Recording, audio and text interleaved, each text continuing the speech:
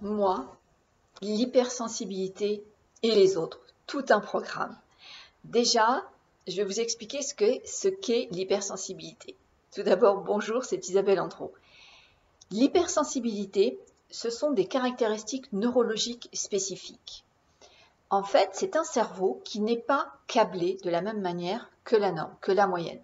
C'est ce qui explique d'ailleurs pour ces personnes qui sont dans ce cas de figure, le fait de se sentir complètement différente. Il y a, on dit, une personne sur 5 qui est hypersensible. Donc, il y a dans ce cerveau, c'est un peu comme un ordinateur qui serait différent, voilà, qui serait avec d'autres procédés, d'autres fonctionnements internes que les autres ordinateurs. En fait, un cerveau qui est hypersensible, c'est un cerveau qui a un siège des émotions qui est beaucoup plus intense que la moyenne, ce qui explique ce monde intérieur très riche. En revanche, il y a une autre partie du cerveau qui, elle, est plutôt défaillante, c'est une gare de triage, on peut l'associer à une gare de triage. C'est un centre qui, en fait, filtre toutes les informations et qui, lui, par contre, est plutôt déficient. Ce qui explique qu'on peut avoir très rapidement ce qu'on appelle une surcharge mentale, une surcharge émotionnelle chez nous. Ça peut être rapide, c'est dû à ce déficit voilà, dans cette partie du cerveau. En fait, on a certains dosages de neurones dans certaines parties du cerveau, puis un peu moins dans d'autres. Donc déjà ça explique certains fonctionnements.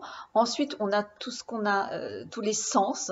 Alors pas forcément tous les 5 sens sont concernés pour chaque personne. Ça peut être un ou plusieurs de ces sens qui sont plus aussi réactifs, plus sensoriels, plus sensibles que la moyenne. Donc ça peut être la vue, ça peut être le toucher, ça peut être l'odorat, ça peut être le goût. Et tout ça, voilà, c'est l'hyperesthésie, ça fait partie de l'hypersensibilité. Il y a également des qualités qui nous sont propres, telles que l'écoute attentive, que l'empathie. Alors l'écoute attentive, c'est vraiment être présent à l'autre. Il y a une vraie démarche, c'est-à-dire qu'on est là complètement attentif à l'écoute. On est présent à l'autre. Il y a le fait d'être empathique. Donc là, c'est la possibilité de se mettre à la place de l'autre. Ça, c'est parce que nous avons plus de neurones miroirs que la moyenne. Donc, tous ces capteurs en plus nous permettent vraiment de pouvoir ressentir ce qui se passe chez l'autre.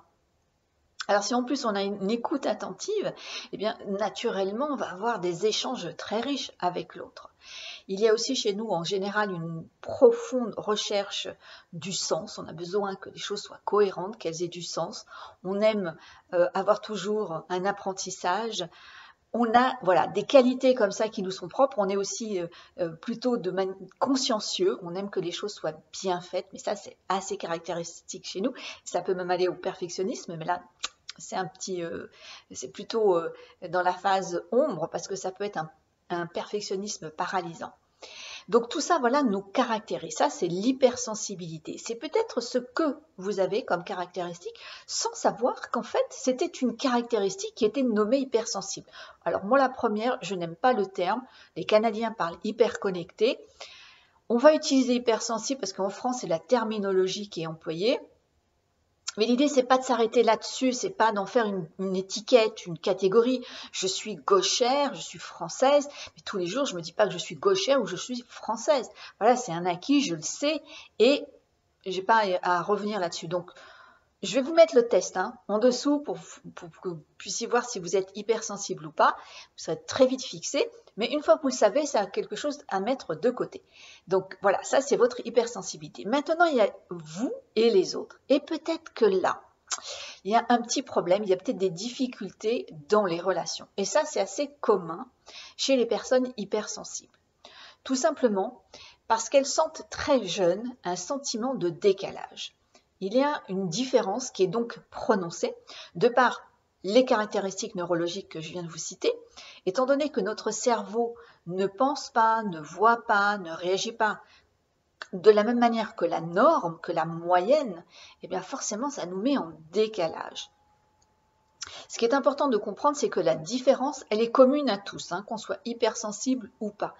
En revanche, le sentiment de décalage peut être beaucoup plus important chez nous. Et souvent, c'est synonyme de souffrance. Ce qui est aussi souffrance chez nous, c'est l'émotion. L'émotion est souvent un cauchemar pour nous, les hypersensibles. Donc il y a ce sentiment de décalage qui peut être présent depuis très jeune et qui, sur le temps, s'installe et nous amène à ressentir un fossé qui grandit entre soi et l'autre et amener donc ce lot de souffrance. Déjà, ce sentiment de décalage va disparaître à partir du moment où vous allez vous identifier comme étant avec un cerveau qui a des caractéristiques neurologiques spécifiques. C'est le premier point. Le deuxième point, c'est de comprendre le mode d'emploi, les aménagements à mettre en place par rapport à votre cerveau. Parce que vous allez avoir un mode d'apprentissage, vous allez avoir un mode relationnel, vous allez avoir un mode pour rentrer dans le monde qui va être différent de la moyenne puisque votre cerveau est différent de la norme. Ça, c'est important à comprendre. Et c'est là où un accompagnement peut être tout à fait utile. Il est impératif pour vous d'aller dans l'accueil de qui vous êtes. Parce que ce qui se passe, c'est que, étant donné que nous nous sentons non seulement différents, mais en plus en décalage, on va se mettre souvent soit en isolement, soit on va aller dans la société, on va aller dans les relations, mais en cherchant à s'adapter, voire à se suradapter. Et ça aussi, c'est le bas qui blesse, parce que ça, se mettre en suradaptation, ça va procurer un sentiment de frustration énorme parce qu'il y a quelqu'un qui n'est pas pris en considération dans la suradaptation, c'est soi. Et ça amène son lot de souffrance. Comme l'isolement, à terme, ça amène son lot de souffrance. Personne n'est fait pour vivre seul. Il y a 1% de la population qui va vraiment s'isoler et qui devient un ermite, mais sinon, on est vraiment fait pour être en lien. Et nous, particulièrement, on est vraiment... on a des qualités qui font que rentrer en relation avec nous est très agréable et nous aimons rentrer en relation avec les autres. Donc pour réduire ce sentiment de décalage, il est important d'une part de vous identifier comme étant dans ces caractéristiques neurologiques et d'autre part de vous accueillir, d'apprendre à accepter qui vous êtes tel que vous êtes pour cesser de chercher à cacher une vulnérabilité, des failles, ce que vous pourriez qualifier comme un défaut, voire un fardeau, et vous soulager de cette stratégie que vous mettez en place au quotidien et qui est énergivore, qui est extrêmement lourde et surtout qui ne vous ramène pas dans le sentiment que vous êtes comme tout le monde. Vous ne faites que chercher à masquer quelque chose qui est votre identité, qui sont vos caractéristiques neurologiques. Il faut juste les comprendre comment fonctionne votre cerveau et là vous pourrez enfin vous accueillir et pouvoir habiter et être animé par vos qualités et ne plus aller dans cette société en étant une moitié de personnes en fait. L'idée c'est aussi d'accueillir ses qualités mais ses défauts, ses failles, sa vulnérabilité. C'est là où on devient complet. C'est comme tout le monde, c'est-à-dire qu'on est comme tout le monde, on a des parts de nous que nous n'aimons pas. Et c'est quand on apprend à les aimer qu'on n'en fait plus un problème, que soi et l'autre ne devient plus un problème. Je vous mets le test offert. Suis-je hypersensible en dessous de cette vidéo?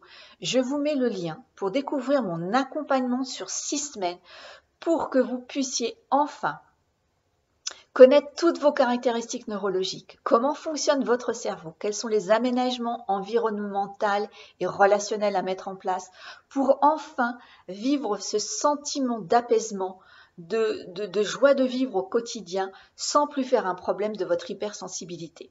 6 semaines, ensemble, cliquez sur le lien. Si vous avez des questions, j'y répondrai. Si j'ai répondu à des questions, si cette vidéo a résonné pour vous, ça a mis en lumière des choses que vous viviez peut-être récemment ou par le passé, sans comprendre ce qui se jouait en vous, likez cette vidéo, ça me permet de savoir que je suis en train de vous donner des explications qui enfin peuvent vous aider.